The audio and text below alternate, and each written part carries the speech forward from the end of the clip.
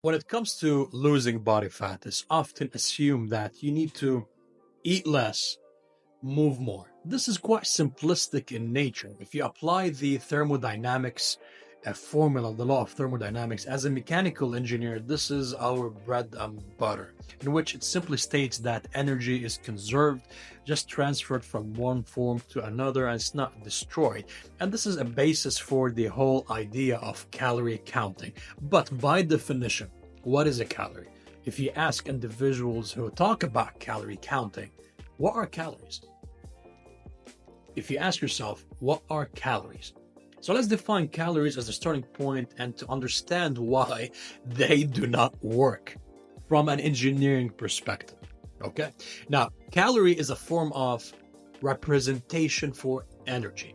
So what is calorie? It is the amount of energy required to increase the temperature of 1 kilogram of water by 1 degree Celsius or Kelvin. So if you have 1 kilogram of water and you give it heat, the amount of heat or energy you're going to be adding to the water to increase its temperature by 1 degree Celsius is 1 calorie. Now, why does this apply to our bodies? Simply put, because our bodies are about 70% water. So when it comes to having the reflection of energy on our body systems, a calorie is used to represent the energy content of food that's entering our body and leaving our body. Simple as that.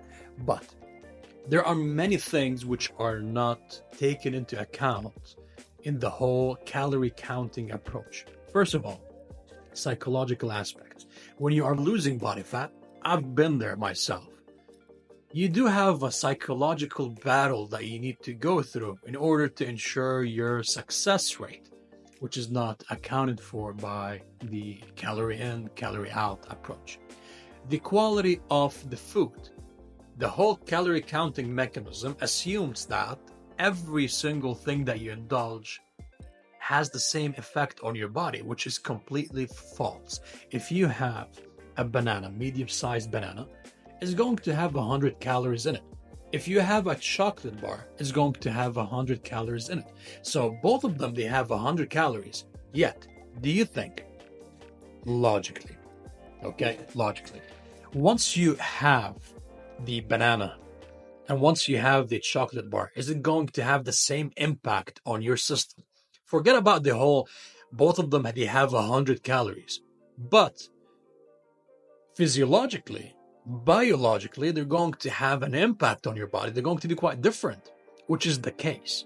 That's why calories are not created equally. So it doesn't make sense for someone to count calories, noting that it does not take into account the type of the calories and the impact it has on the body.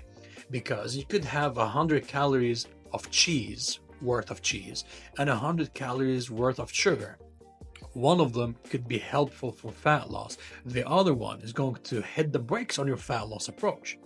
Yet, if you take a look at the whole calculations, a calorie is a calorie. This is the whole basis for counting calories, but this is not the case. I used to count calories before, but let me tell you something. It's quite stressful tracking every single calorie. And then finding out it's not worth it. Then realizing that calories are not equal. The type or the quality of the calorie makes a lot of difference, which puts us in a whole different field. How can we track the food intake? And there are two different approaches. We're going to be talking about them with a lot more detail. First of all, macronutrients, where you start counting the amount of carbs, proteins, and fats within the meals that you're having. This is a more specific approach because it takes into account the structure of the food, which will help you get a better idea how it impacts your body. That's one. The second approach, which I'm in favor of, it's easier, portion control. So how do you control the portions? Keeping in mind, you are just simply selecting healthy options. Now, both of these mechanisms, they are quite extensive and they need explanation, and which we're going to be covering in the upcoming videos.